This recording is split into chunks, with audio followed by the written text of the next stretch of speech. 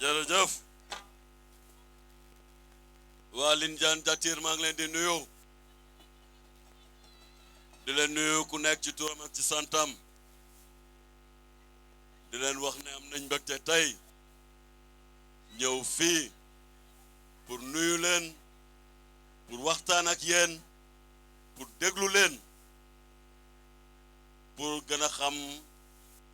nu ñuy conduire programme yi nga xam ne moom la ñu jagleel ville de Ziguinchor ak département de Ziguinchor problème mu Lindiane buñ ko wax duñ ci génn sànq lañ jógee Lindiane Fakoroko léegi ñu ngi fii ci Lindiane Jatiir suba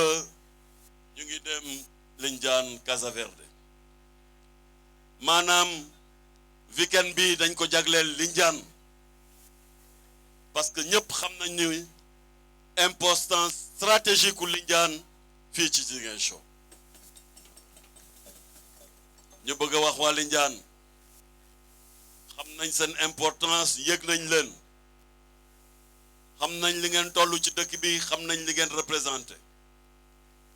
te incha allah bu yàlla defee conseil départemental ak mairie bi tegu sunu loxo defaraat Ziguinchor dañ koy tàmbalee ci Lindiane du waxu politicien nag nous sommes pour l'équité sociale dañoo jàpp ni mënoo gis quartier bi nga xam ne ñu ëpp si Ziguinchor fa la ñuy yeewoo te doo toppatoo quartier boobu dañoo jàpp ni bu dee bëgg nañu nit ñi gëm ni pare nañ pour liggéey dëkk bi da ngay toppatoo quartier bi nga xam ne ñu ëpp ci Ziguinchor fa la ñuy yeewoo mënuñu comprendre Lindiane importance bi mu am politicien bu nekk Lindiane lay bëgg a gagné waaye bu ñu jëlee maire bi ba pare ñu fàtte Lindiane complètement Lindiane est un quartier abandonné par l'équipe municipale mairie bi faalewuñu waa Lindiane mairie bi taluñu waa Lindiane mairie bi defaraluñu dara waa Lindiane mairie bi nag bu defaralul dara Lindiane mënul defaral kenn dara moo tax nag ñoom lu ñuy bañ a dégg il faut ñu wax leen ko dafa jot ñu abale ñu dénk Lindiane ñu dénk mairie bi ak conseil départemental ñii nga xam ne ñoom la président de la république Macky Sall tànn pour ñu ñëw laaj suffrage population yi ba pare mu teg seen loxo jumtuwaay yu ñu soxla pour ñu liggéeyal population yi président de la république moo tànn Seydou Sané président Macky Sall moo tànn Benoît Sam bu leen tànnee nag daf leen wóolu bu leen tànnee dafa pare liggéey ak ñoom pour ñu jàppale Ziguinchor moo tax ma ciy profiter di wax waa Ziguinchor Seydou Sané junj na ko sànq amul benn opposition bu mun a defar gox amul fenn la mairie est un prolongement de l'État mairie Ziguinchor c'est à peine 3 milliards avec 3 milliards mun ñu fi liggéey dara bu ci état jàppul donc état moo mën a jàppale mairie bi pour que mun a jàppale population yi boo jëlee mairie bi ne da ngay xeex état kooku xam nga ni kon du loo xam ne état tamit dina ko nangu la mairie n'est pas un instrument pour combattre le pouvoir la mairie est un prolongement de l'État la mairie est un outil économique au service des populations tey jeunesse bi sonn nañu jeunesse bi amuñu liggéey bu ñu état jàppalewul ñu teg fi programme yi nga xam ne moom la ñu jagleel jeunesse bi nga xam ne tey suñu préoccupation bi yëpp mooy fexe ñu jàppale Ziguinchor ñu jàppale jeunesse Ziguinchor mu mën a liggéey bu dee ñun jóg nañ pour jàppale jeunesse Ziguinchor bi am ay programme yoo xam ne dañ leen ko jagleel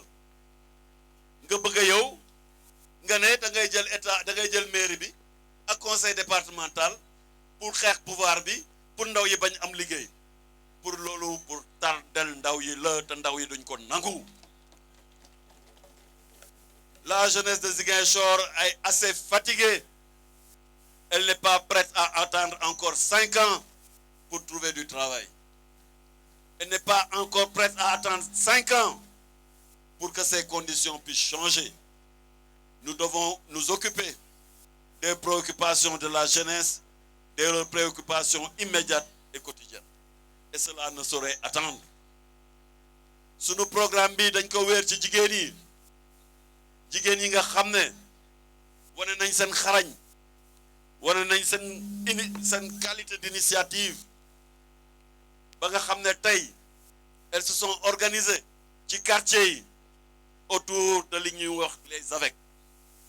ma jàpp ni c'est une forme d'organisation tey bu ñuy wan ni am nañ capacité de mobilisation d'une épargne ku am capacité mobilisation épargne kooku suba da nga kaa war a jàppale mu nekk chef d'entreprise da nga kaa war a jàppale pour mu nekk investisseur da nga kaa war a jàppale pour que sax suba mu nekk industriel parce que ñoom bu ñu nekkee ay chef d'entreprise bu ñu nekkee ay industriel ça va faciliter l'emploi des jeunes et des femmes loolu nag pour nga mën koo def il faut que nguur gi jàppale la il faut que président Macky Sall jàppale la moo tax may lancer un appel à la jeunesse de Ziguinchor à la jeunesse de Lindiane di lancer un appel aux femmes de Ziguinchor aux femmes de Lindiane nous avons un modèle économique pour vous fas yéene nañ leen jàppale waxtaan nañ ci ak président de la République moo tax mu tànn Seydou Sané moo tax mu tànn Benoît Sambou parce que lu ñuy xalaat ci programme dafa méngoo ak moom li mu bëgg a def pour Ziguinchor bu leen kenn nax amul benn opposition tey bu fi mën a indi programme boo xam ne mën na jàppale jeunes yi wala mën na jàppale jigéen yi buñ ko mënoon def nañ ko kon nag di leen wax ne coalition Benno Bokk Yaakaar tey la gën a dëgër autour des candidats choisis par le président Macky Sall muy Seydou Sané ak Benoît Sambou coalition bi ñëpp a ngi ci gis nañ ci mouvement bi nga xam ne mooy mouvement Seydou Sané gis nañ ci parti Yeesal bu Modou Diagne Fada gis nañ ci Rewmi bu Idrissa Seck gis nañ ci S2D bu Souleymane Ndiaye